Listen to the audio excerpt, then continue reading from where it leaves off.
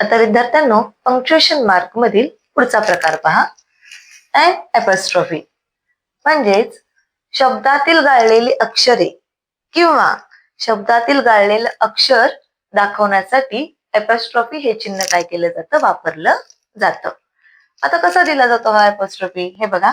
इथं it is याचा short form me it's लिहिलेला आहे. इट इथं आय गाळलेला आहे, त्याच्याऐवजी आपण काय दिलेलं आहे, इथं वरती एपॉस्ट्रॉफी दिलेला आहे. म्हणजे इट इजचा शॉर्ट फॉर्म काय आहे, इथं इट्स हे दाखवण्यासाठी इथं एपॉस्ट्रॉफी दिलेला आहे.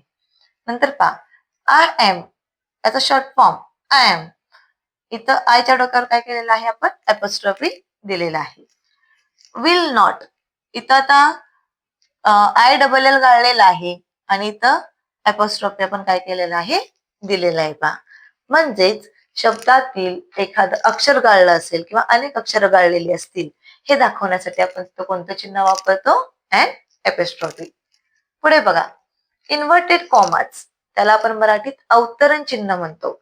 तशी मराठीत सिंगल इन्व्हर्टेड कॉमा आणि डबल इन्व्हर्टेड कॉमा म्हणजे एकरी अवतरण चिन्ह आणि दुहेरी अवतरण चिन्ह आहेत. तसं इथं सुद्धा डबल इन्व्हर्टेड कॉमा आणि सिंगल इन्व्हर्टेड कॉमा आता कसा वापरायचा ते आपण पाहूया. तर बोलणाऱ्याच्या तोंडचे, जी व्यक्ती बोलते त्याच्या तोंडचं डायरेक्ट स्पीच आपण म्हणतो त्याला.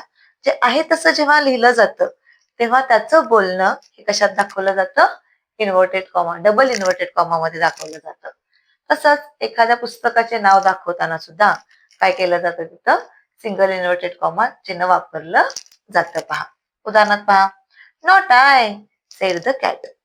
बघा, म्हणजे मांजराच्या तोंडचं जे वाक्य आहे नॉट आय ते कशात दाखवलेलं आहे, आपण डबल इन्व्हर्टेड कॉमा मध्ये दाखवलेलं आहे. तसंच पहा, दासबोध इज रिटन बाय संत रामदास. इथं पुस्तकाचं नाव असल्यामुळे मी काय केलेलं आहे, इथं सिंगल इन्व्हर्टेड कॉमा मध्ये दाखवलेलं आहे. पुढील विरामचिन्ह आहे द हायफन म्हणजे संयोग चिन्ह.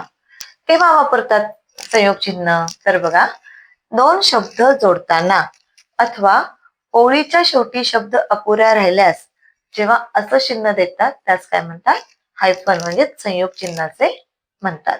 आता उदाहरणार्थ बघा, सन इन लॉ कसा शब्द लिहिलाय, सन मध्ये छोटीशी रेस दिलेली आहे, इन रेस दिलेली आहे, लॉ म्हणजे हे जे काही चिन्ह वापरलेलं आहे त्याला काय म्हणायचं, संयोग चिन्ह.